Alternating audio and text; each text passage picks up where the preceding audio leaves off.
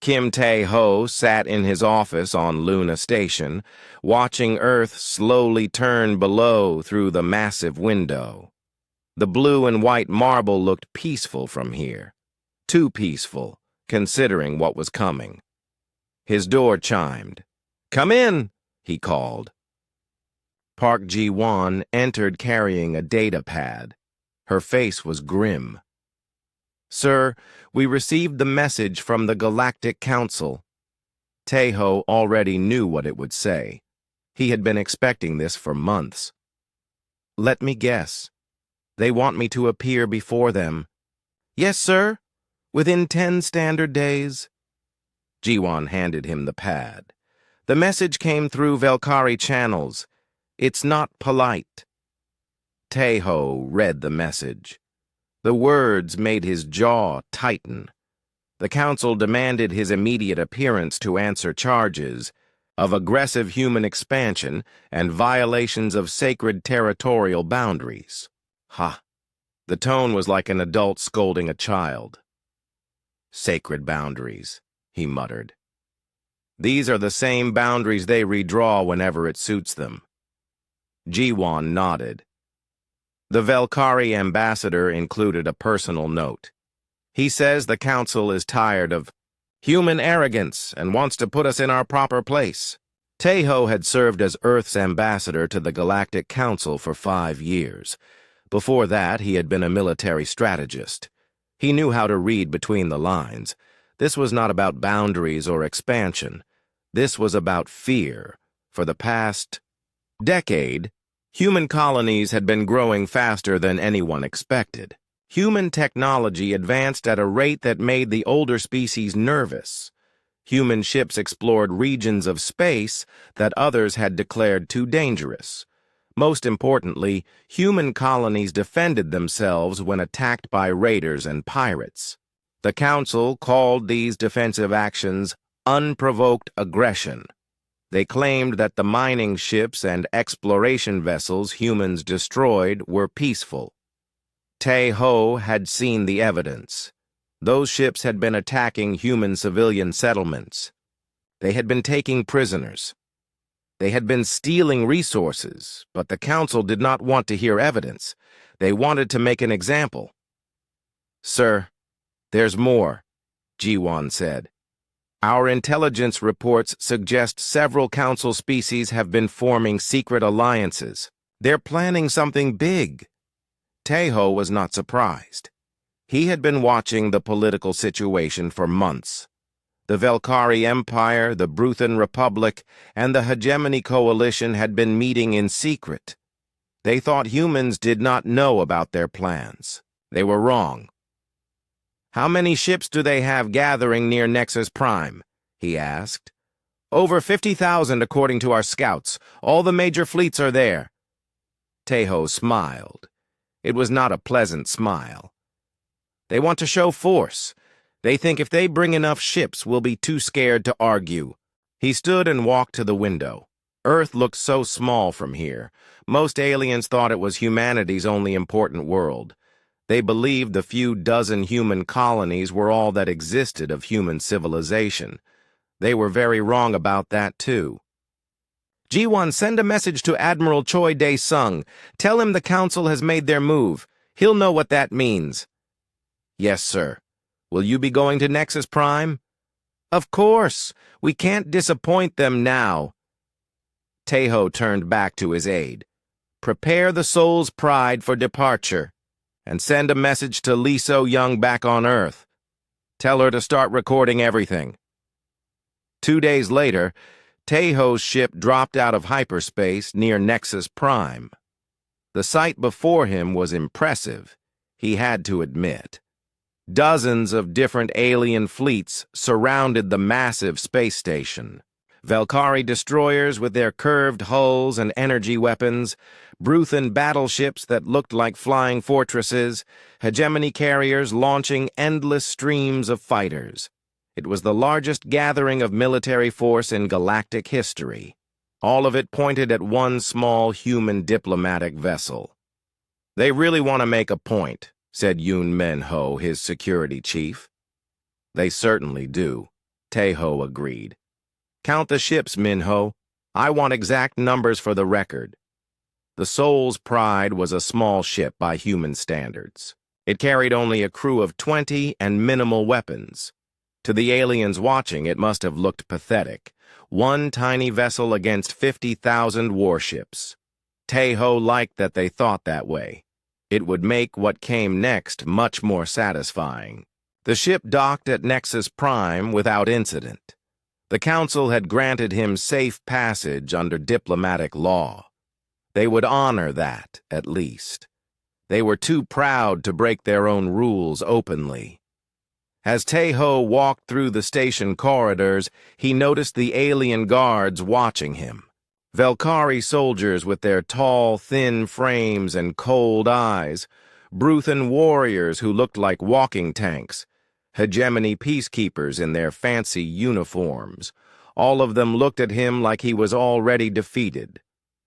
The council chambers were designed to intimidate. The ceiling stretched up into darkness. 12 massive seats arranged in a circle, each one holding a representative of the major galactic powers. Bright lights shone down on a small platform in the center where the accused would stand. Taeho had stood on that platform many times before, arguing for human interests. Today felt different. Today felt like an ending. Archon Veltaris of the Hegemony Coalition called the session to order. He was tall even for his species, with golden skin and eyes that seemed to glow. His voice echoed through the chamber. Ambassador Kim Tae-ho of the Human Federation, you stand accused of crimes against galactic peace. Your species has shown unprovoked aggression against peaceful vessels. You have violated sacred territorial boundaries. You have refused to acknowledge the authority of this council. The charges continued for several minutes. Each one was carefully worded to sound official and proper. Each one was complete nonsense. When the Archon finished, he leaned forward. How do you answer these charges? Taeho looked around the chamber. 12 species that controlled most of the known galaxy. Thousands of years of combined history and tradition. Fleets that could destroy star systems, all of them staring down at one human. I answer that you already know the truth, Taeho said. His voice was calm and clear. The ships we destroyed were attacking our colonies. The boundaries we crossed were redrawn specifically to trap us. This trial is not about justice. It's about fear. Councillor Crixnell of the Bruthan Empire laughed. It sounded like rocks grinding together. Fear? Of what? Your few dozen colonies? Your small fleets? Human, you forget your place. Do I? Taeho asked. Then tell me, Councillor, what is humanity's place in your opinion? Under our protection, Veltaris answered. Humans are a young species. You need guidance. You need supervision. You need to learn that actions have consequences. The threat was clear. Submit or be destroyed. Taeho nodded slowly. I see. And if we refuse this protection, then we will be forced to take collective action, the Archon said, for the good of galactic peace. Collective action, Taeho repeated. You mean war. We mean whatever is necessary. Taeho was quiet for a long moment. The chamber waited. The representatives probably expected him to beg or try to negotiate. They expected fear. Instead, he smiled. Thank you for being so honest, he said. It makes this much easier. He activated his personal communicator. The signal would reach Admiral Choi Dae-sung instantly through quantum relay. Admiral, he said clearly, his voice carrying through the silent chamber, please relay to Earth Command. The Council has chosen war. Execute Protocol 7. The alien representatives stirred. Some looked confused, others seemed amused. Warlord Krextos of the Military Alliance actually laughed out loud. "Human, do you think your little fleet can stand against us? We have 50,000 ships waiting outside. You have what? A few hundred scattered across the galaxy?" Tejo looked at the warlord with something that might have been pity. "Warlord, you're about to learn something important about humanity. We don't make threats, we make promises. And I promise you this. You wanted a war with us. You're going to get exactly what you asked for." The council chamber fell silent after Tejo's words. The alien representatives looked at each other with expressions ranging from confusion to anger.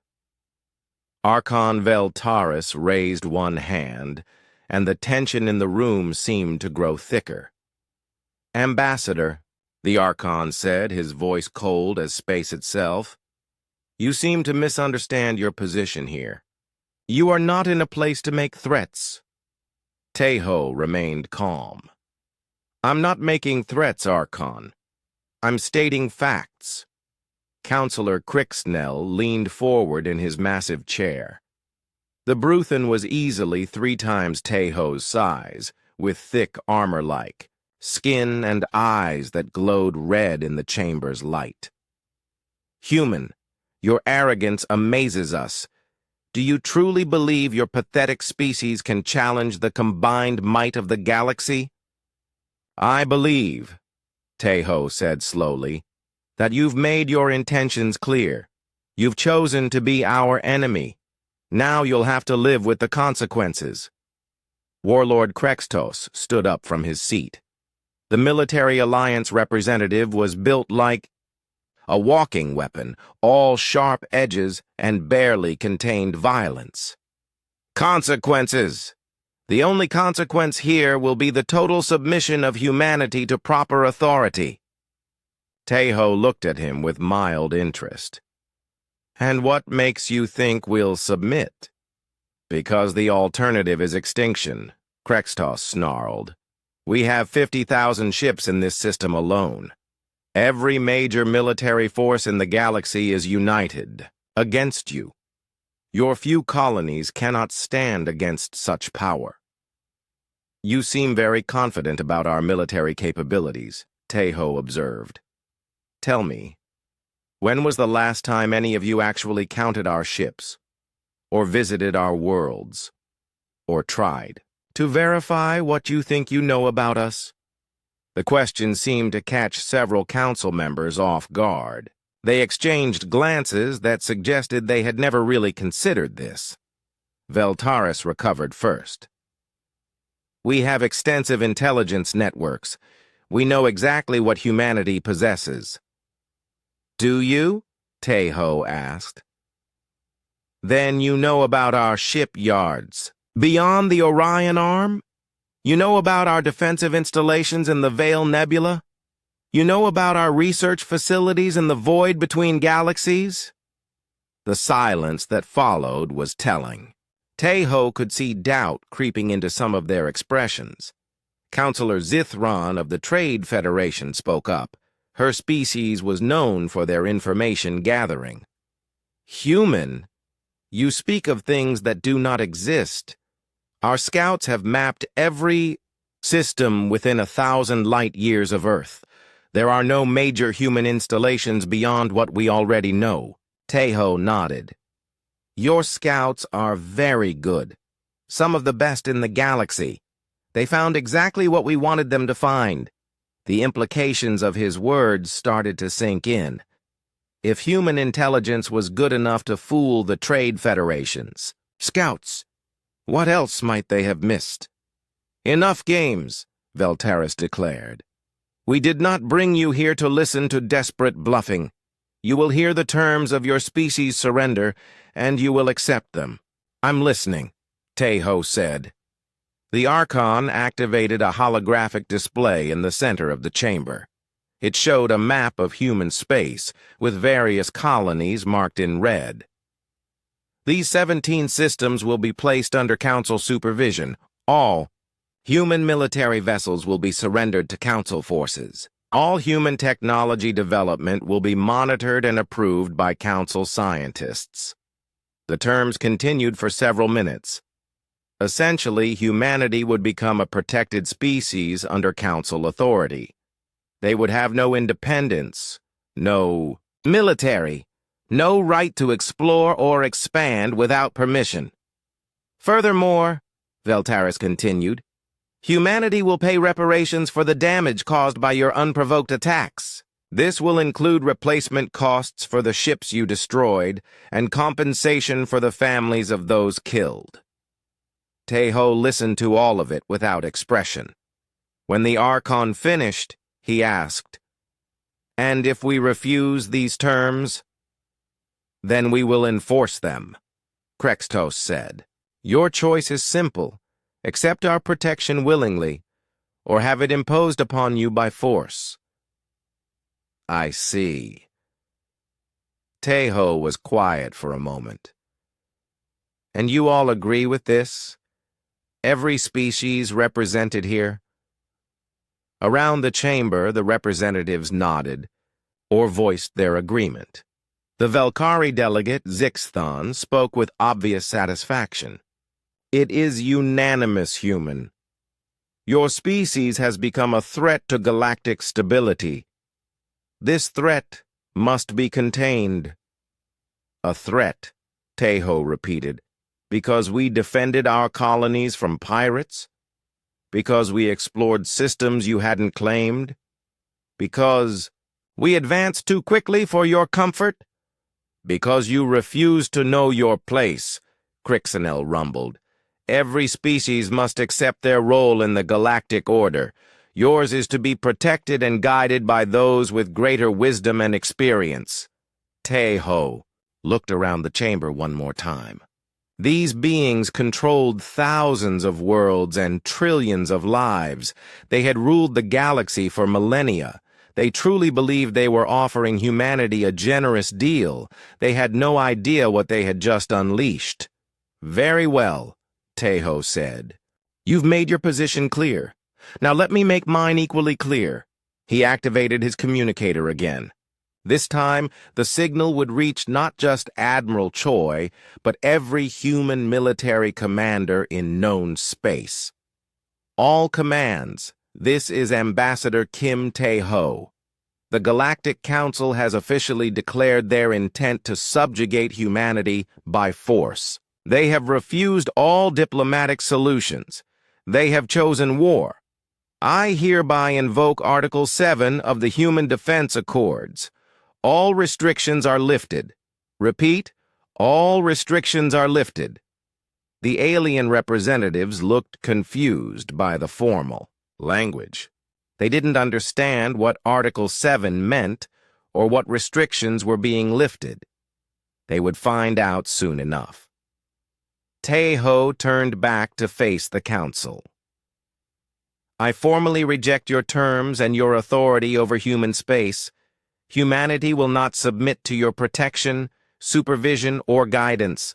We will defend ourselves against any aggression you choose to commit." Veltaris laughed. It was a sound like crystal breaking.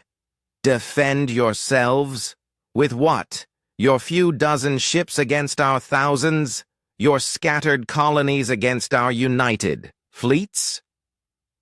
"You seem very certain about our capabilities," Tejo said. "I admire your confidence. In approximately 72 hours, you'll discover how accurate your intelligence really is." Krextos slammed his fist on his chair's armrest. "Enough! Human, you will submit, or you will be destroyed. There is no third option." "Actually," Tejo said calmly, "there is a third option. You could have chosen to leave us alone. You could have respected our sovereignty. You could have treated us as equals instead of children to be managed." He paused, letting his words echo in the chamber. "But you didn't choose that option. You chose to threaten us. You chose to demand our submission. You chose war." Tejo smiled, and for the first time, Some of the council representatives felt a chill of uncertainty. So you're going to get exactly what you asked for. You wanted a war with humanity. Congratulations, you've got one. The chamber erupted in angry voices as the representatives reacted to his defiance. Some shouted threats, others demanded his immediate arrest. A few seemed genuinely puzzled by his confidence. Through it all, Tae-ho stood calmly in the center of the chamber, waiting for them to quiet down. Finally, Veltaris restored order. Ambassador, you are either very brave or very foolish. I suspect the latter. You have 48 hours to reconsider your position and contact your government with our terms. After that, we will take whatever action is necessary. Thank you for the time limit, Tae-ho said. It's more than enough. As he turned to leave the chamber, Counselor Zithron called out, Human, you cannot seriously believe your species can stand against us. This is suicide. Tae-ho paused at the chamber entrance and looked back at her. Counselor, your species has been trading information for 3,000 years. You're very good at it, but there's one thing you never learned about humans. What's that? We're very good at keeping secrets. The doors closed behind him with a soft hiss, leaving the council representatives to contemplate his words. In 72 hours, they would understand exactly what he meant, and by then, it would be far too late to change their minds. Tae-ho walked through the corridors of Nexus Prime with his small security detail. Alien eyes followed him everywhere. Some looked curious, others hostile, but most showed the kind of pity usually reserved for the condemned. Yoon Min-ho walked beside him, one hand resting casually on his sidearm. Sir, should we be concerned about an accident before we reach our ship? No, Tae-ho replied. They'll honor diplomatic immunity. Their pride demands it. They want to defeat us properly according to their rules. As they reached the docking, Bay, Tae-ho's communicator chimed. Admiral Choi Dae-sung's weathered face appeared on the small screen. Ambassador, I received your signal. Are you certain about this course of action? Completely certain, Admiral. They've made their choice. Have you begun preparations? Protocol 7 is already in motion. All commands have been notified. The outer perimeter fleets are moving to position.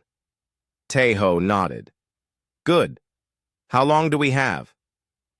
71 hours until full readiness. Can you buy us that much time? I think so. They're giving us 48 hours to surrender. That should be enough. Admiral Choi's expression was grim. Tae-ho, once we do this, there's no going back. Are you sure they won't accept a peaceful solution? Admiral, they just offered us slavery and called it protection. They want us to surrender our weapons, accept their supervision, and pay them for the privilege. There is no peaceful solution that leaves humanity free. Understood. Choi out. Theodore. Connection closed as they reached the Soul's Pride. The ship was exactly as they had left it, but Tae-ho noticed additional security around the docking bay. Velkari guards watched every movement. Once aboard his ship, Tae-ho made his way to the bridge. Captain Song Hye-rim stood at the navigation console, checking departure clearance. Captain, are we ready to leave? Yes, sir. Clearance has been granted. The Council seems eager to see us go. I'm sure they are. Take us out, but keep our course towards Earth. No detours, no sudden maneuvers. I want them to think we're running home to surrender.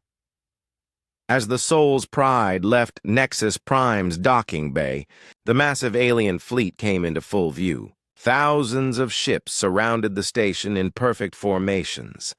Velkari destroyers with their curved hulls, Bruthan battleships that looked like flying mountains, Hegemony carriers launching endless streams of fighters.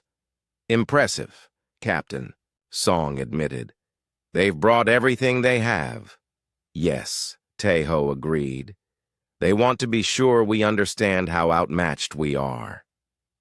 The ship's communication system activated. Archon Veltaris's voice filled the bridge. Ambassador Kim Tae-ho, you are cleared for departure. Use this time wisely. Consider what is best for your species. Surrender will bring peace. Resistance will bring only death.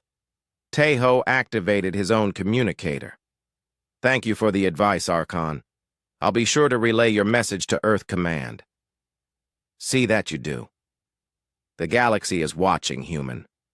Do not disappoint us. The connection closed. Tae-ho smiled at the choice of words.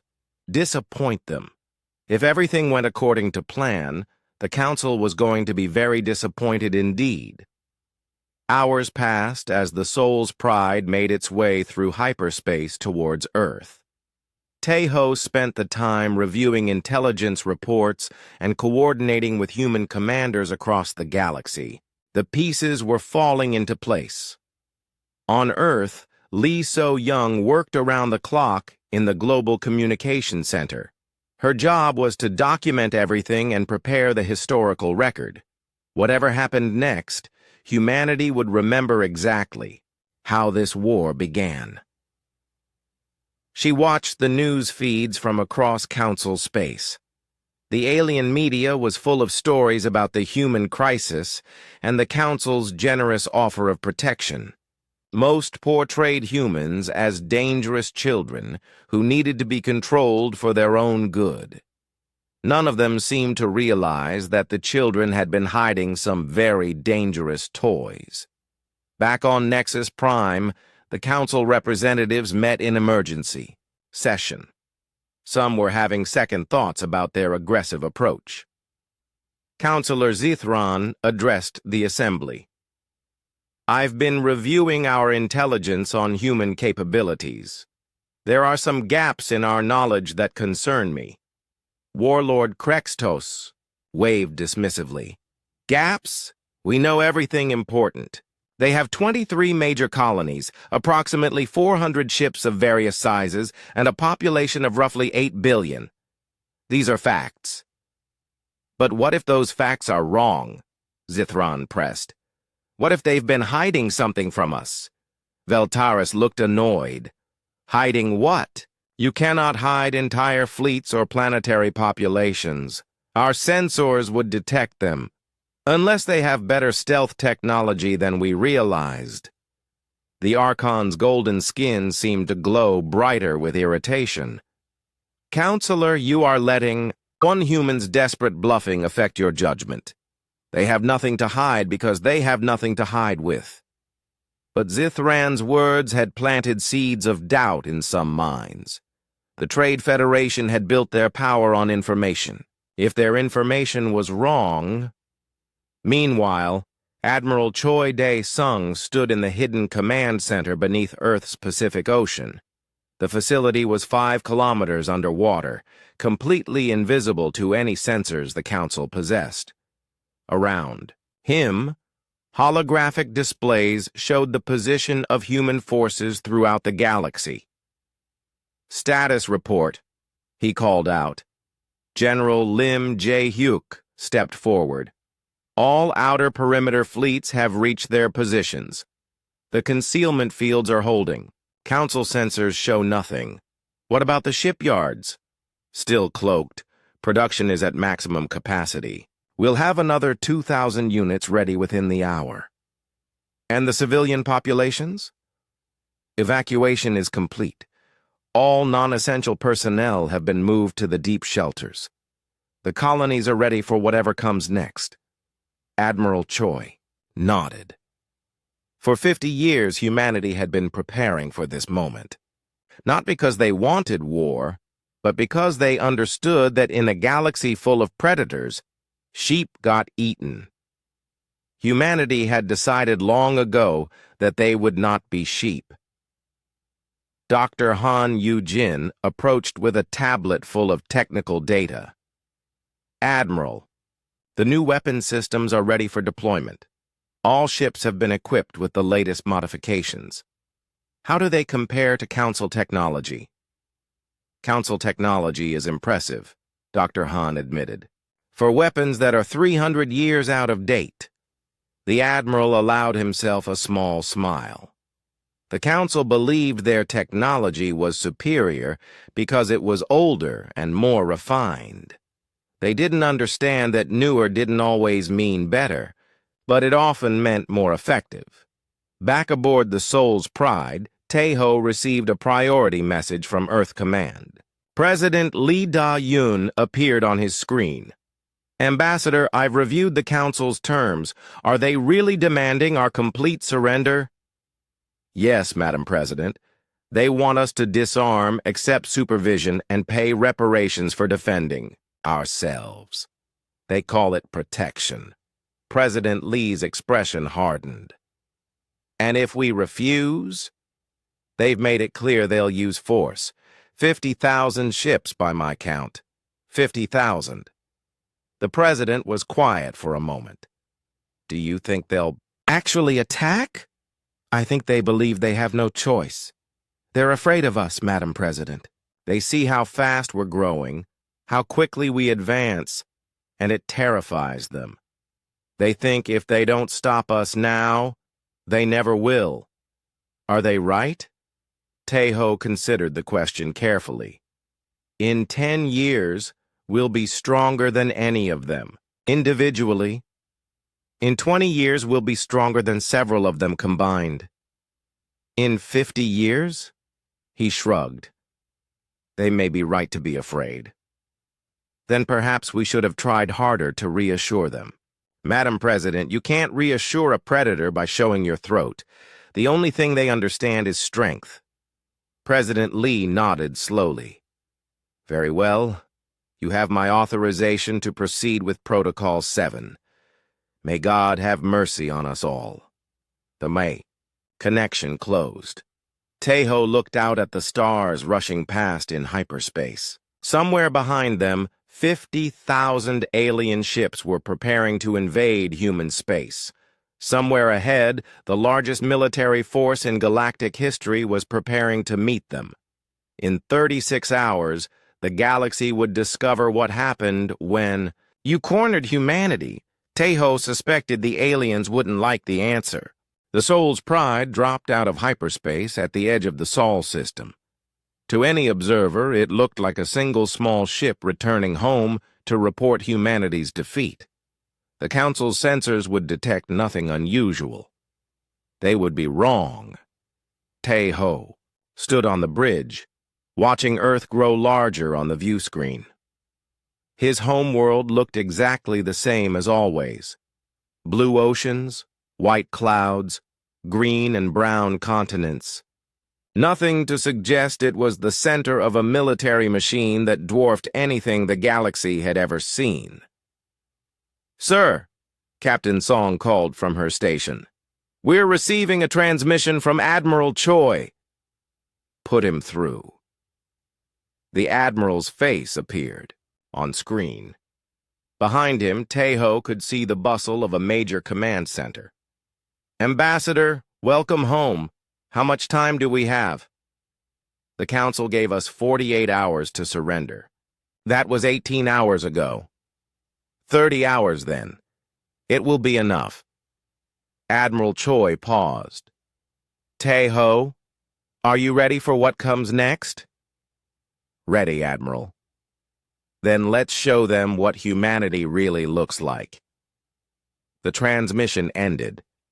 Moments later, every screen in the Sol system activated simultaneously, not just military displays, but civilian networks, entertainment channels, even advertising boards.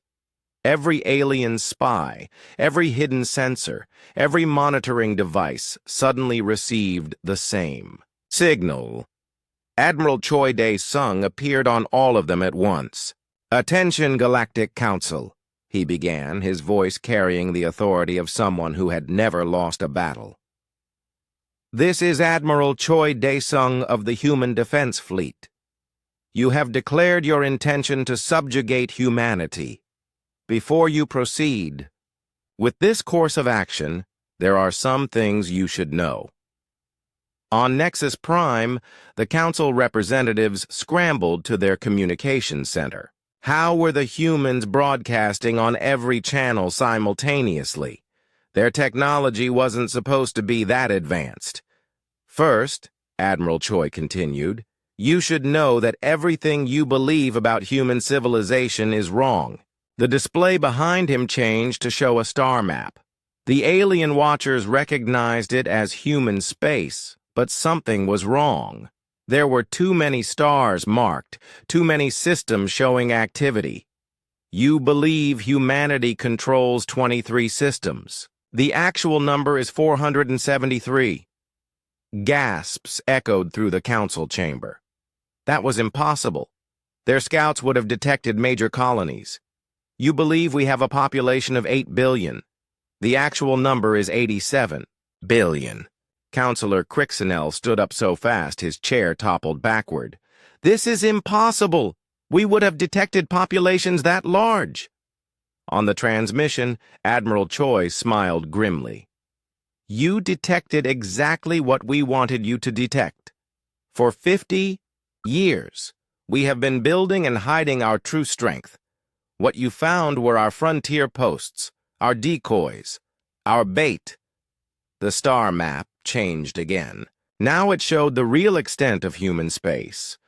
Systems throughout the galaxy lit up in blue. Not just the small cluster around Earth that the Council knew about, but scattered installations everywhere. You believe we are a young species, inexperienced in galactic affairs. You are correct about our age. You are wrong about our experience. Dr. Han Yu-jin stepped into view beside the Admiral. For 5 decades, human scientists have been studying your technology. We have examined your weapons, your defenses, your strategies. We know your capabilities better than you know ours. She activated another display. This one showed technical specifications that made the watching aliens' eyes widen. Human ships were not just more numerous than they had believed. They were more advanced. Centuries more advanced. Your weapons are impressive, Dr. Han continued. They were cutting-edge technology 300 years ago. Human weapons are cutting-edge technology today. On Nexus Prime, Warlord Krextos was frantically trying to contact his fleet commanders. Get me current sensor readings. I want to know what's really in that system, but his sensors showed the same thing they always had. Empty space around the outer planets. A few civilian installations, nothing threatening. The humans were still hiding something. The question was, what? Admiral Choi's transmission continued. You believe our colonies are defenseless civilian settlements. Some of them are. Others are heavily fortified military installations that we disguised as peaceful outposts. Captain Song Highrim appeared on screen. What you call the colony on Kepler 442 is actually Fortress Armstrong. What you think is a mining station in the Vega system is actually Fleet Command Alpha. The agricultural settlement on Proxima Centauri is actually our primary weapons research facility. Each revelation hit the Council like a physical blow. If the humans were telling the truth, then everything they thought they knew was a lie. But most importantly, Admiral Choi said, you should know that we did not want this war. We would have been content to coexist peacefully.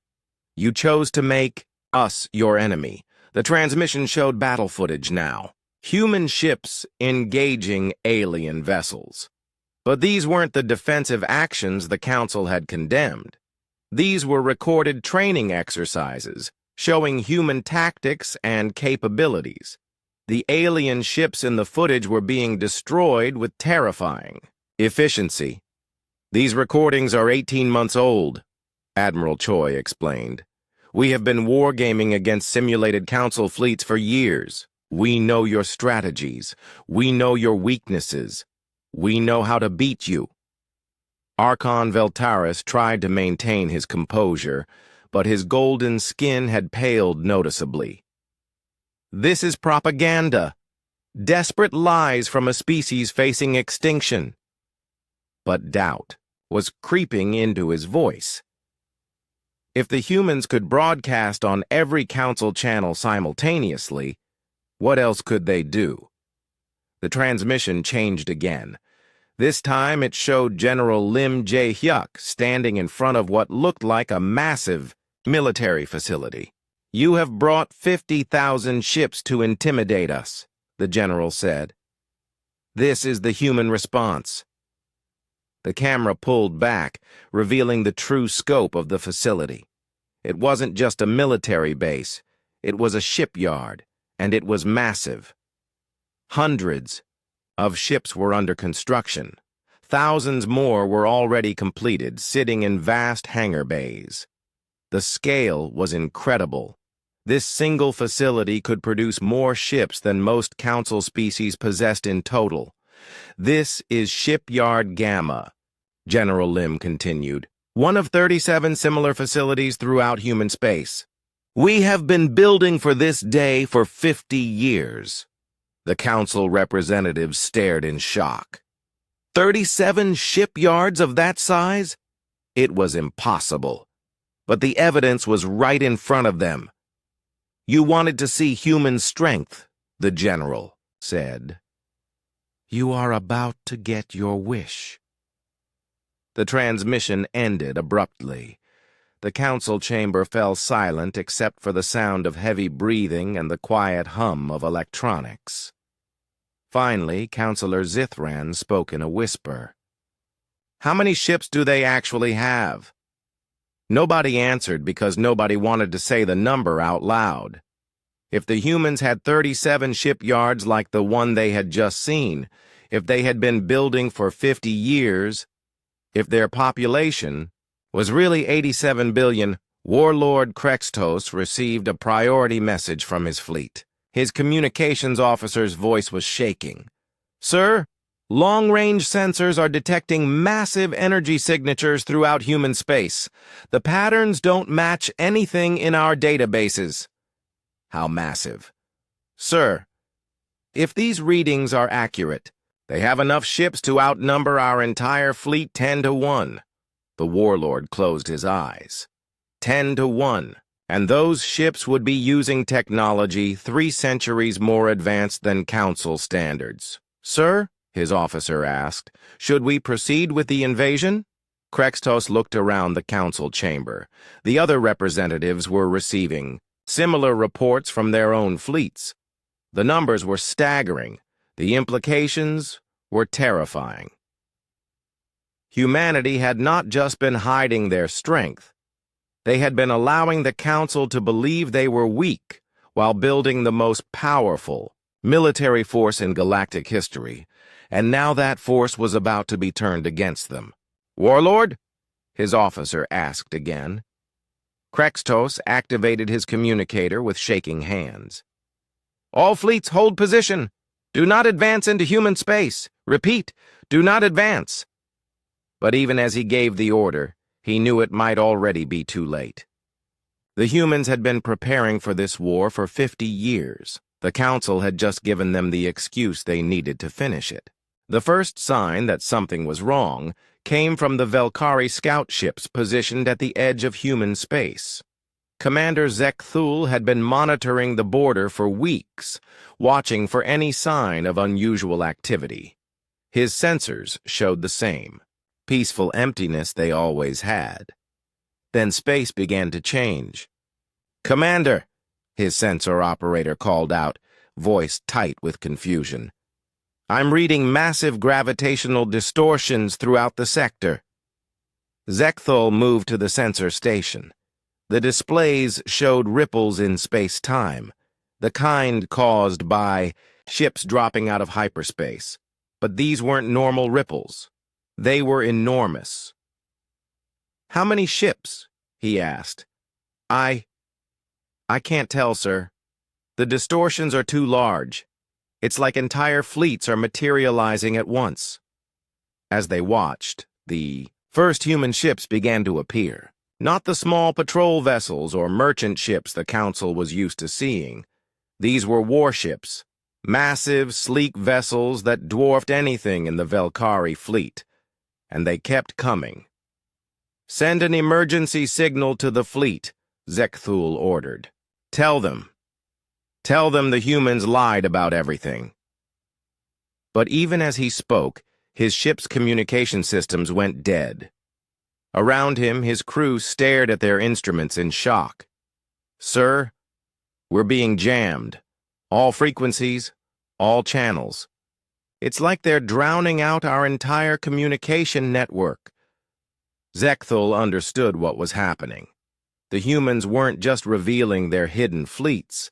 They were cutting off the Council's ability to coordinate a response. Similar scenes played out across dozens of systems as human forces decloak and revealed themselves. What the Council had thought were empty systems suddenly showed massive installations. Hidden shipyards came online, their stealth fields dropping to reveal construction facilities that made the largest Council yards look primitive. On Earth, Admiral Choi Dae-sung stood in the Deep Ocean Command Center, watching status reports flood in from across the galaxy. Every screen showed the same thing: human forces emerging from hiding and taking position. "Status report," he called out. "General." Lim Jae-hyuk stepped forward with a data pad. "All primary fleets have revealed themselves and are moving to assigned positions. Stealth networks are operational. Communication jamming is effective across 17 sectors. What about the orbital platforms?" "Coming online now, sir. Around Earth's moon, massive structures began to shimmer into visibility. What had appeared to be empty space was actually filled with defense platforms, each one larger than a Council battleship. They had been there for decades, hidden by the most advanced stealth technology humanity could build. The same thing was happening around every major human world. Hidden defenses revealed themselves, creating impenetrable shields around human space. Colonel Bae Sun-mi coordinated the activation from her position aboard the command ship Inchin's Fury. The vessel was a kilometer long and bristled with weapons that Council scientists would need years to understand. "All platforms report ready," she announced. "Defensive grids are fully operational." But defense was only part of the plan. The real shock was yet to come. Commander Oh Jung-woo received his orders while standing on the bridge of the Dreadnought, Seoul's Vengeance. The ship was so large that it had its own gravitational field. Its weapons could crack a moon in half. "All strike forces, this is command," came Admiral Choi's voice. "Execute Operation Thunderclap." Jung-woo smiled. He had been waiting years for this moment. "All ships, jump to hyperspace. Time to introduce ourselves properly." Across the galaxy, human ships vanished from their hiding places and reappeared deep in Council space, not to attack civilian targets, but to demonstrate just how easily they could reach anywhere they wanted to go. On the Bruthan homeworld, citizens looked up to see human ships holding position in their sky. The vessels made no threatening moves, but their message was clear: we can reach you anytime we want. The same scene played out on dozens of Council worlds. Human fleets appeared without warning, stayed long enough to be seen and recorded, then vanished back into hyperspace before local defenses could respond. The psychological impact was devastating. Warlord Krextos tried desperately to coordinate a response from his flagship. But every time he tried to communicate with his scattered forces, human jamming cut off his signals. His grand fleet of 50,000 ships was blind, deaf, and scattered across multiple systems. "Sir," his tactical officer reported, "we're detecting human forces in over 300 systems simultaneously." They're everywhere. How is that possible? Our intelligence said they had maybe 400 ships total. Sir, I think our intelligence was wrong about everything. On Nexus Prime, the Council representatives were in complete chaos. Reports flooded in from across their territories. Human ships appearing and disappearing at will. Communication networks disrupted. Sensor stations going offline. Counselor Zithron tried to make sense of the tactical displays. How many ships do they actually have? Nobody could answer because the numbers didn't make sense.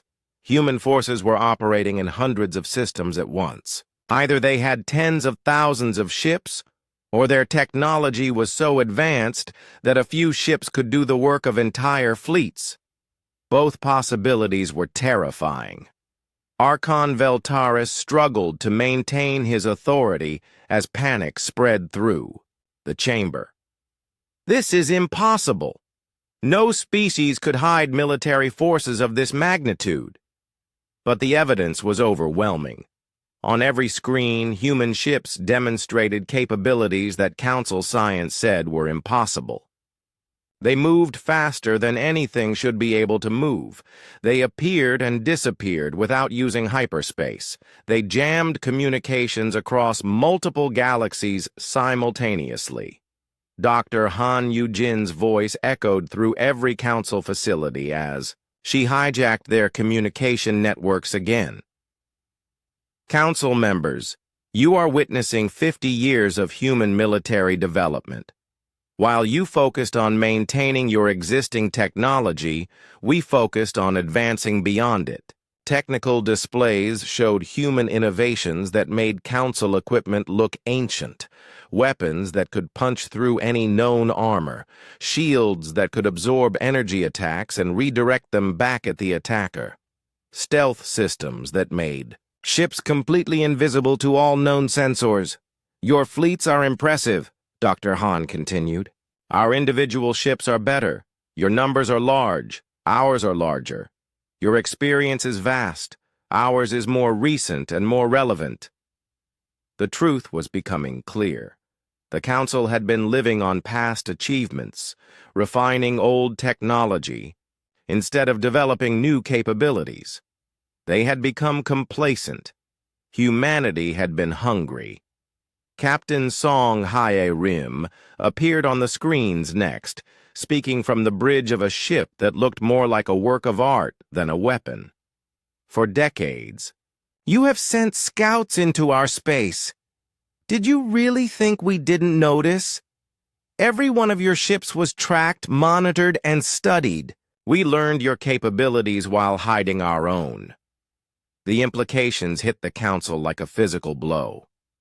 If the humans had been tracking their scouts, then they knew everything about Council military capabilities. Fleet positions, weapon specifications, tactical doctrines, everything. Meanwhile, the Council knew almost nothing about true human strength. But most importantly, Captain Song continued, we learned your psychology. We know how you think, how you make decisions, how you react to threats. We have been preparing for this specific war against these specific enemies for 50 years. General Lim Jae-hyuk took over the broadcast. You brought 50,000 ships to intimidate us. We appreciate the gesture. Unfortunately, we have been building for this day since we first encountered other species. The displays changed to show production numbers that made the watching aliens dizzy. Hundreds of thousands of ships, millions of personnel, industrial capacity that exceeded the entire Council's production combined. You wanted to see human military power, the general said. Congratulations. You are the first species to face our full strength. In his command center, Admiral Choi received confirmation that all human forces were in position. The revelation phase was complete. Now came the demonstration. All commands. This is Admiral Choi. Begin Operation Checkmate. Across the galaxy, human ships began moving with purpose, not to attack, but to surround. In every system where Council forces were stationed, human vessels appeared in overwhelming numbers. The message was simple and clear: surrender or be destroyed. But the humans weren't quite ready to end the demonstration. They had one more surprise to share. Colonel Bay Sunmi activated the final phase from her command ship. All concealed installations, drop stealth fields, show them everything. Throughout Council space, human bases that had been hidden for decades suddenly became visible. Space stations disguised as asteroids, shipyards hidden in nebulae. Weapon platforms orbiting Council worlds that had been there for years without being detected. The scope of human infiltration was breathtaking. They weren't just revealing hidden strength in their own territory, they were revealing that they had been building in Council space all along. Warlord Krextos stared at the tactical display showing his own homeworld.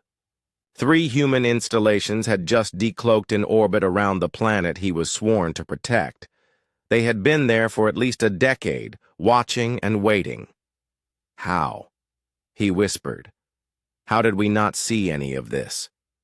The answer came from Admiral Choi's final transmission of the day. You saw exactly what we wanted you to see. For 50 years, humanity has been playing a... The Council's response came exactly as Admiral Choi had predicted. Faced with overwhelming evidence of human military superiority, they chose to attack anyway. Pride, it seemed, was stronger than logic. Warlord Krextos gave the order from his flagship, the Bruthan Dreadnought Worldbreaker. All fleets, advance into human space. Show these upstart mammals what real power looks like. It was the last order he would ever give as a free being. The moment Council ships crossed into human territory, they discovered that everything they thought they knew about warfare was wrong. Human vessels that had seemed so impressive during the revelation phase suddenly seemed almost gentle compared to what they could actually do. Commander Oh Young-woo watched the enemy fleet approach on his tactical display. 50,000 ships in a formation that had terrorized the galaxy for centuries. Against any other opponent, it would have been overwhelming force. Against humanity, it was barely adequate target practice. Sir, his weapons officer reported, all enemy vessels are within range. Fire when ready, Jung-woo replied calmly. The Soul's vengeance unleashed its primary weapons array. Beams of energy that could crack planets lanced out across space, striking Council ships with pinpoint accuracy. Each shot was precisely calculated to disable rather than destroy, but the effect was devastating nonetheless. Krextos watched in horror as his mighty fleet was carved apart like insects. His own ship's shields failed within seconds. His weapon systems went offline before he could return fire. His engines shut down, leaving the Worldbreaker drifting helplessly. What kind of weapons are those? His tactical officer whispered. Jung-woo answered him over the communication channel that the humans had somehow taken control of. Concentrated antimatter beams guided by quantum targeting systems. The energy output of a small star focused into a beam narrow enough to thread a needle. We developed them specifically to penetrate Council standard shielding. The human captain's voice was pleasant and conversational, as if he were discussing the weather instead of dismantling the largest military force in galactic history. Your shields are designed to deflect energy weapons from your own technology level.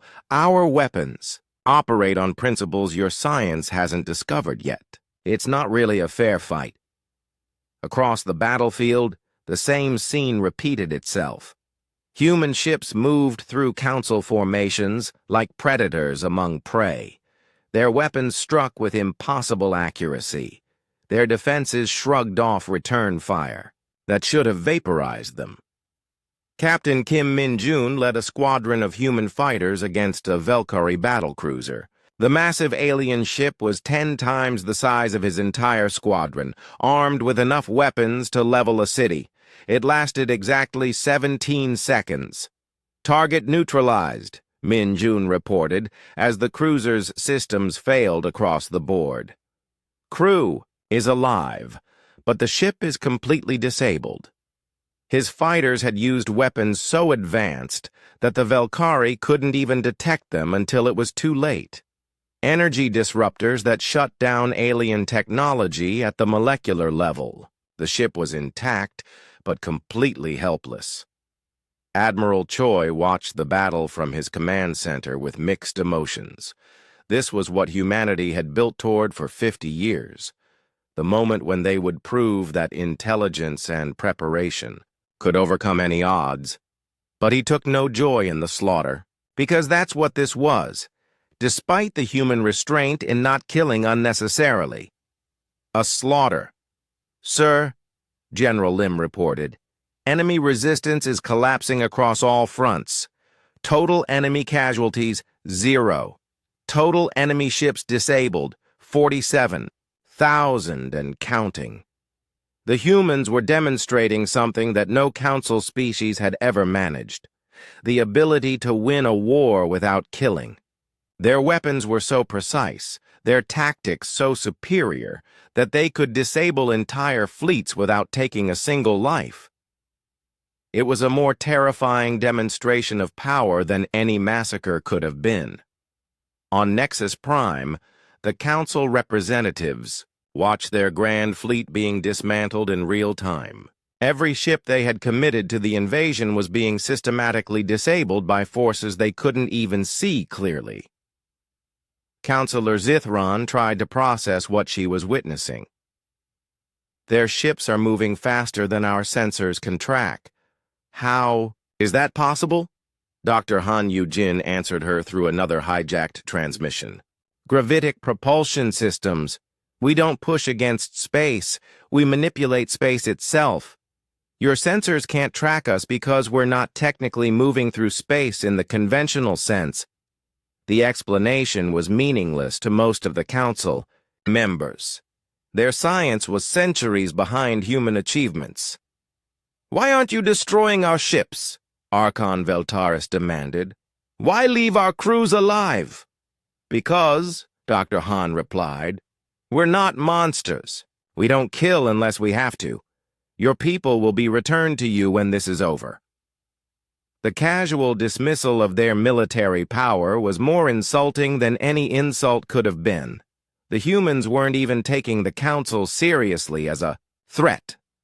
Fleet Admiral Park Sung-ho coordinated the overall strategy from his command ship. While the main battle raged in council space, human forces were simultaneously appearing throughout the galaxy to secure strategic objectives. "Status report on secondary objectives," he called out. Colonel Bei Sun-mi consulted her displays. "All council military installations have been secured. Their shipyards are under our control. Their communication networks are offline. Their government facilities are surrounded but not occupied." It was a textbook demonstration of strategic warfare. Instead of simply defeating the enemy's military, humanity had systematically dismantled their ability to continue fighting. Council. Species couldn't build new ships, coordinate their forces, or even communicate with their own governments. The war was effectively over before it had truly begun.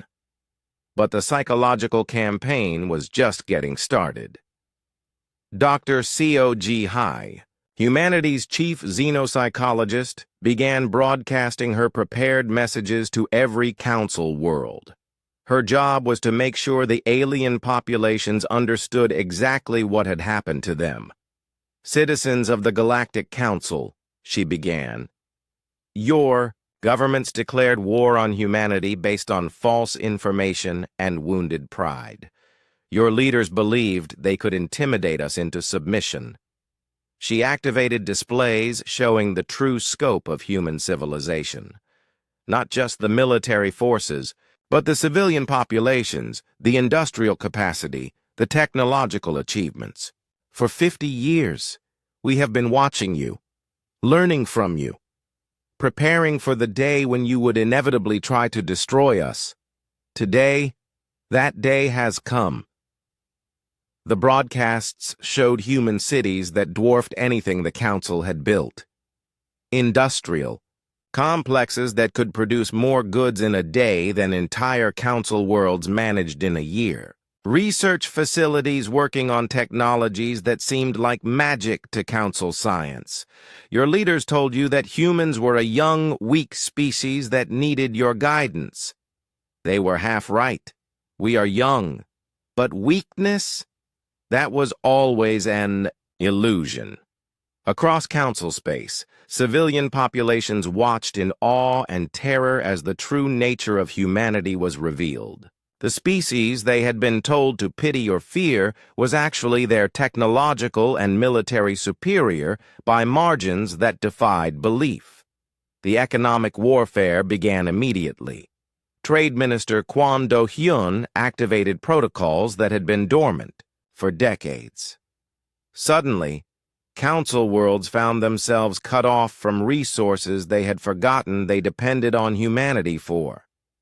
Computer systems failed as hidden human components shut down remotely. Communication networks collapsed as quantum relays stopped responding. Transportation systems ground to a halt as navigation computers lost access to human-maintained data networks. The Council had become dependent on human technology without even realizing it. Now that dependence was being used as a weapon.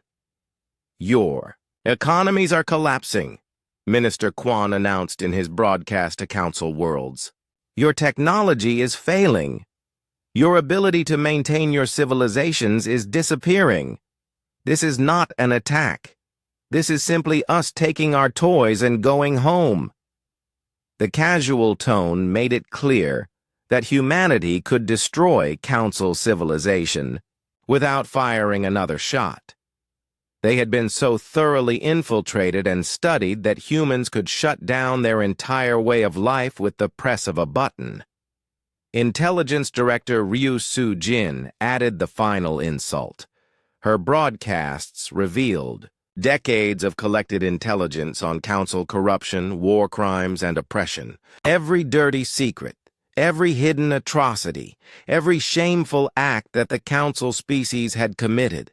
The galaxy learned that their supposed protectors had been systematically enslaving or destroying dozens of species, that their peaceful exploration was actually aggressive expansion, that their justice was actually oppression of anyone who opposed them. You called us aggressive, Director Ryu said, but we have never enslaved another species. You called us dangerous, but we have never committed genocide. You called us a threat to galactic peace, but we are not the ones who declared this war. The revelations sparked immediate rebellions on dozens of Council worlds. Species that had been oppressed for centuries suddenly saw an opportunity for freedom, and they had human weapons and support to make that freedom possible. Within hours, the Council's member species were fighting each other instead of humanity. The Grand Alliance that had seemed so powerful was tearing itself apart. Warlord Krextos, now a prisoner aboard his own disabled ship, tried one last desperate gambit. You cannot hold us forever. The collapse of the Galactic Council happened faster than anyone had imagined possible. Within 72 hours of the first human attack, the organization that had ruled the galaxy for millennia simply ceased to exist as a functioning government. Ambassador Jang Hee-young stood in what had once been the Council's communications center on Nexus Prime, watching the chaos unfold on dozens of screens. Rebellions sparked across Council space as oppressed species rose against their former masters. Trade networks collapsed as human-controlled systems shut down. Military commands found themselves unable to contact their own forces. "Ma'am," her aide reported, We're receiving surrender requests from 47 different species. They want to negotiate terms for joining the new alliance. Zhang He-young nodded. This was all proceeding according to plan. What about the core council species? The Velkari are fighting among themselves. Half their fleet commanders want to surrender. The other half want to fight to the death. The Bruthan military has attempted a coup against their civilian government. The hegemony coalition is... well, they're not much of a coalition anymore. The irony was not lost on anyone. The council had united against humanity, only to tear themselves apart when they realized they couldn't win. Trade Minister Kwon Do-hyun coordinated the economic aspects of the collapse from his facility on Mars. The numbers were staggering. Entire civilizations that had seemed stable and independent turned out to be utterly dependent on human technology and resources. Sir, his economic analyst reported, the Centauri Trade Federation is requesting emergency aid. Their entire computer network has crashed. They can't process transactions, can't communicate with their colonies, can't even maintain life support on some stations. What did they offer us in return? Complete surrender and integration into our economic sphere. Kwon Do-hyun checked his datapad. The Centauri had been one of the most arrogant council members, constantly lecturing humanity about proper trade protocols. Now they were begging for help. Accept their surrender, he decided, but send humanitarian aid immediately. Whatever their leaders did, their people don't deserve to suffer. It was the same pattern everywhere. Council species discovered that decades of what they thought was independent development had actually been guided by human influence. Computer systems they had built themselves contained human components. Trade networks they controlled actually ran on human infrastructure. Even their military communications used human quantum relay technology. Dr. Han Yu-jin explained the scope of the infiltration in her daily broadcasts to the galaxy. For 50 years, human corporations have been selling you technology and resources. You thought you were buying from dozens of different species. In reality, you were buying from us through intermediaries and shell companies. The revelation was devastating. The Council had built their entire civilization on a foundation of human technology, never realizing their dependence. Your computers use human processors.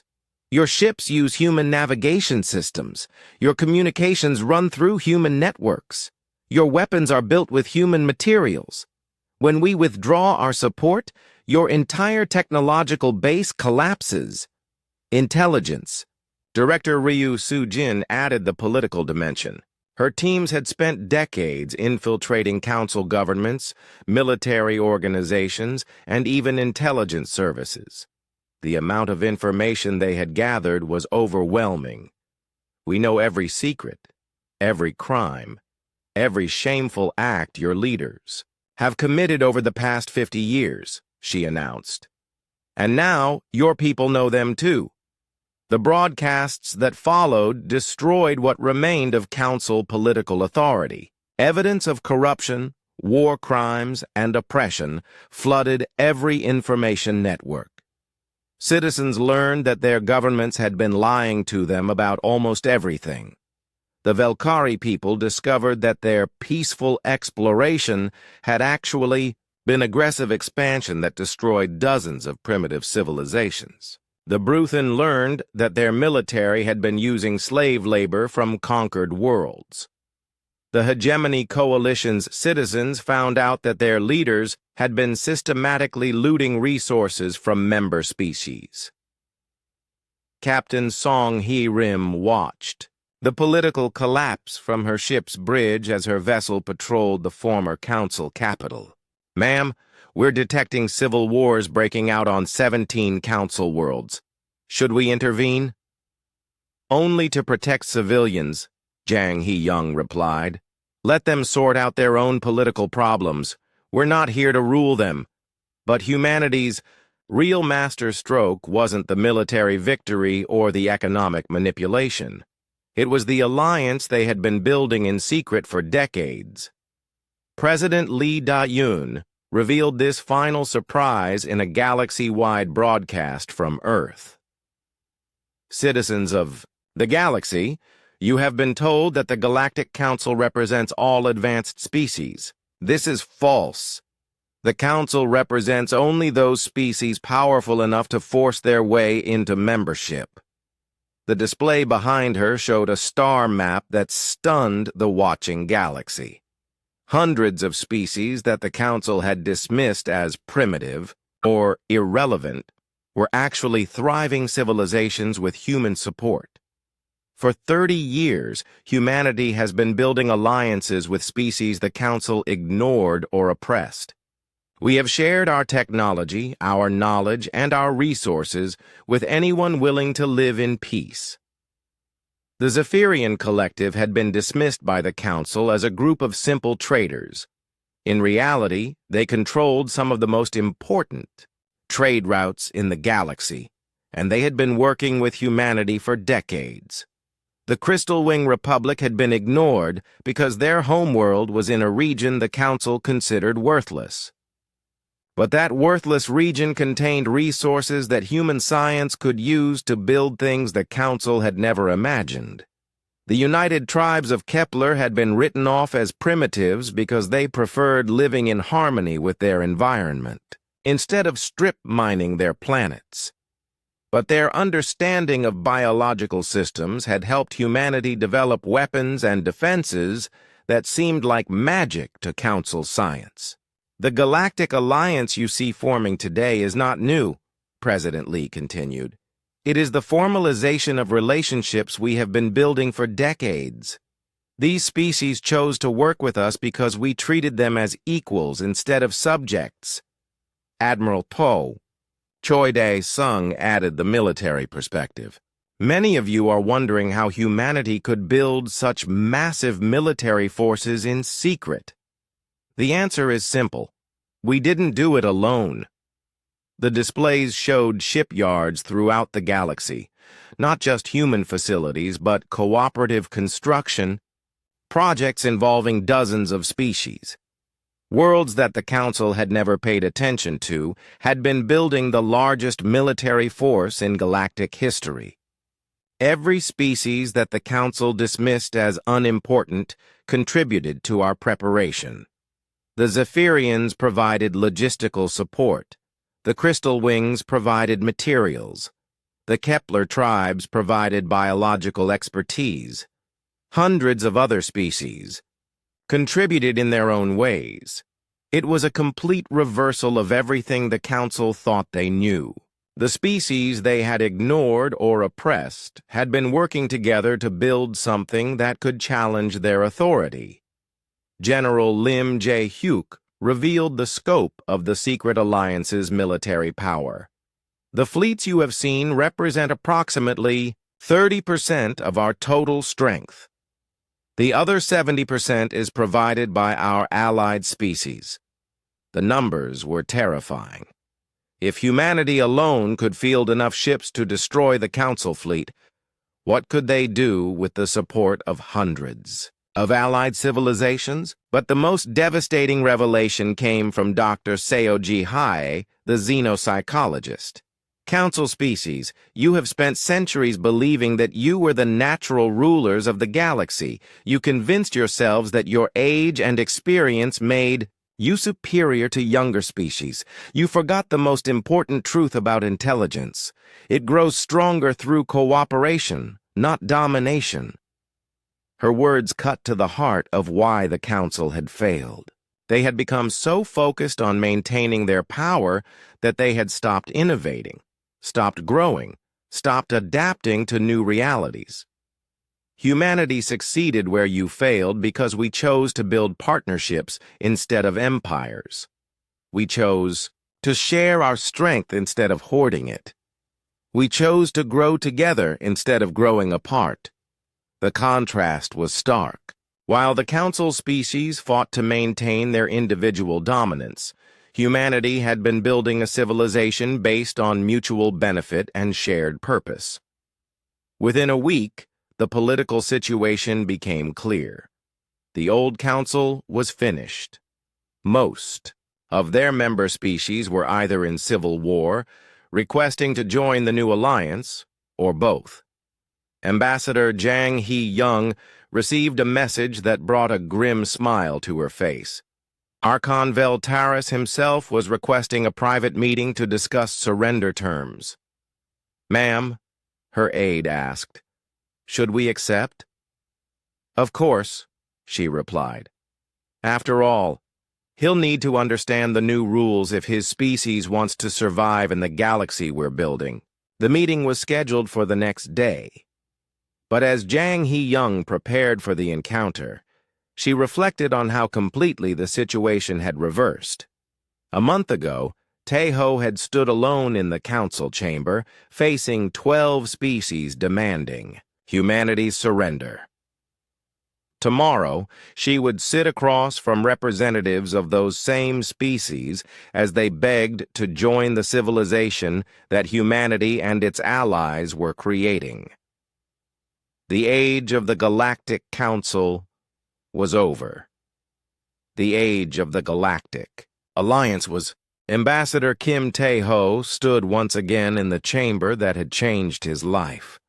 The same circular room on Nexus Prime where just weeks ago 12 species had demanded humanity's surrender. The same platform where he had been accused of crimes his people had never committed. But everything else was different. Where once proud representatives had sat in judgment, now desperate delegates huddled in smaller chairs, their grand seats removed to make room for the dozens of species that made up the new Galactic Alliance. The lighting was warmer, less intimidating. The atmosphere was one of cooperation rather than domination. Most importantly, Taeho was no longer alone. President Lee Da-eun sat beside him as the official representative of Earth's government. To his other side sat Ambassador Jang Hee-young, now serving as humanity's chief diplomat to the Alliance. Around the chamber, representatives from over 200 species filled seats that had once been reserved for only the most powerful, and in the smaller chairs at the center, the former council members waited to learn their fate. Archon Veltaris looked nothing like the proud ruler who had once demanded humanity's submission. His golden skin had lost its luster. His glowing eyes seemed dim. His ceremonial robes were replaced with simple clothing, appropriate for a petitioner rather than a judge. The Alliance Council will now hear the petition of the former hegemony. "Coalition," President Lee announced. Her voice carried none of the arrogance that had once filled this chamber.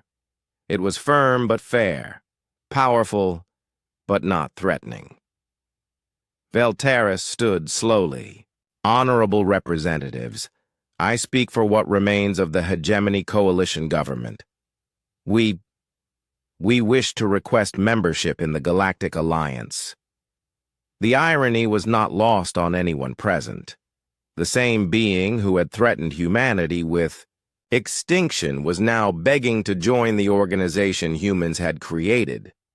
"Tell us," President Lee said, "why should the Alliance accept a species that declared unprovoked war on its founding members?" It was a fair question. The hegemony had committed to destroying humanity based on nothing more than fear and pride. Their actions had led to the deaths of thousands and the suffering of millions more. Veltaris struggled to find words. We were wrong. Our intelligence was flawed. Our decisions were made in ignorance and fear." "Your intelligence was accurate," Taeho interrupted gently. "You knew exactly what you were doing. You saw a species that was growing stronger and decided to crush them before they could challenge your authority." The former Archon's shoulders slumped. "Yes, that is true." President Lee consulted her data pad. The Alliance has reviewed the hegemony's history, systematic oppression of member species, resource extraction that bordered on strip mining entire worlds, military actions that resulted in the extinction of at least 12 primitive civilizations. Each accusation hit Veltaris like a physical blow. The evidence was overwhelming and undeniable. However, President Lee continued, we have also reviewed the actions of your people since the war ended. Hegemony citizens have overthrown their military government. They have begun reparations to species they oppressed. They have opened their archives to document their crimes honestly. Hope flickered in the former Archon's eyes. The Alliance operates on the principle that people should not be punished for the crimes of their leaders, especially when those people work to correct past wrongs. President Lee stood and addressed the chamber. The Hegemony Coalition species will be accepted as provisional members of the Galactic Alliance, subject to a 50-year reconstruction period during which their government will be supervised by Alliance advisors. Relief flooded Veltaris's face. It was not the unconditional membership he might have hoped for, but it was survival and a chance at redemption. Similar scenes played out for each former council species. The Velkari Empire was split into 3 separate republics, each focused on rebuilding their society without the military aggression that had defined their culture. The Bruthen were reorganizing their entire social structure to eliminate the caste system that had oppressed their own people for centuries. Some species chose not to request Alliance membership. Warlord Krextos led a group of die-hard militarists to the Galactic Rim, where they could maintain their warrior culture without threatening others. They were provided with the resources to build a sustainable civilization, but warned that any aggression against Alliance members would be met with overwhelming force. Let them go, Admiral Choi had advised. Some people need to learn lessons the hard way. When they're ready for peace, we'll be here. Dr. Kim Yu-jung, now serving as the Alliance's Director of Interspecies Relations, presented the reconstruction plans to the Chamber. Her work would define how former Council worlds integrated into the new galactic order. The Alliance offers 3 paths forward, she explained. Full membership for species that demonstrate commitment to peaceful coexistence. Associate membership for those still working toward full integration. And independent status for those who prefer autonomy but wish to maintain trade and diplomatic relations. It was a far more flexible system than the Council's rigid hierarchy. Species could choose their own level of involvement based on their capabilities and desires, rather than being forced into predetermined roles. The transformation was already visible throughout the galaxy. Former Council worlds that had been strip-mined for resources were receiving Alliance aid to restore their environments. Species that had been oppressed for centuries were building their own governments with human technical assistance. Trade. Routes that had been monopolized by Council elites were now open to anyone who could contribute. Captain Song Hae-rim, now serving as Admiral of the Alliance Fleet, reported on the security situation. Piracy has decreased by 90% since the new patrol routes were established. Trade disputes are being resolved through arbitration rather than force. We've had 0 requests for military intervention in the past month. The numbers spoke for themselves. A galaxy that had been held together by fear and force was now thriving under voluntary cooperation. But perhaps the most significant change was philosophical. The Council had been based on the idea that some species were naturally superior to others. The Alliance was built on the principle that every species had something valuable to contribute. Ambassador Tae-ho rose to address the Assembly. 6 months ago, I stood in this chamber as the representative of a species you considered inferior. You demanded our submission based on your belief that age equals wisdom and size equals strength. He looked around the room at the hundreds of representatives who now worked together as equals. You were wrong about wisdom. Wisdom comes from learning and adapting, not from repeating old patterns. You were wrong about strength. True strength comes from unity and cooperation, not from domination and fear. His words echoed in the chamber, carrying a weight that came from recent experience. But most importantly, you were wrong about humanity. We were never your inferiors. We were never your enemies. We were your potential partners, if you had been wise enough to see it. Veltaris stood slowly. Ambassador Kim, may I speak? Tejo nodded. I want to apologize, not just as a former government official, but as a being who allowed pride and fear to cloud my judgment. We could have built this alliance decades ago if we had approached you with open hands instead of closed fists. The apology was genuine, and it was accepted with the grace that had become characteristic of alliance diplomacy. President Lee delivered the closing address to the Assembly. The Galactic Alliance represents a new chapter in the history of our galaxy. Not perfect, but better. Not without challenges, but committed to facing them together. She activated a display showing the current state of Alliance territory. Over 300 species were now members or associates.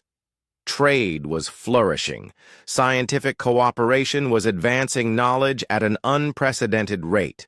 Conflicts were being resolved through negotiation rather than warfare. Some of you may wonder why humanity chose to build this alliance rather than simply ruling the galaxy through superior force. The answer is simple. We learned from your mistakes. The lesson was clear. The Council had fallen because they relied on fear and domination. The alliance would succeed because it was built on mutual benefit and respect. Power without wisdom leads to tyranny. Strength without compassion leads to oppression. Knowledge without humility leads to stagnation. The Alliance will avoid these traps by sharing power, showing compassion, and maintaining humility. As the Assembly concluded, Tejo found himself in conversation with several former council members. The discussions were friendly but cautious, as former enemies worked to build new relationships. Ambassador, Veltaris asked privately, what would have happened if we had simply left humanity alone? If we had never issued that ultimatum? Tejo considered the question carefully. Honestly, you probably could have maintained your power for another few centuries. We would have grown stronger, but slowly enough that you could have adapted. Instead of this dramatic revolution, there would have been gradual change.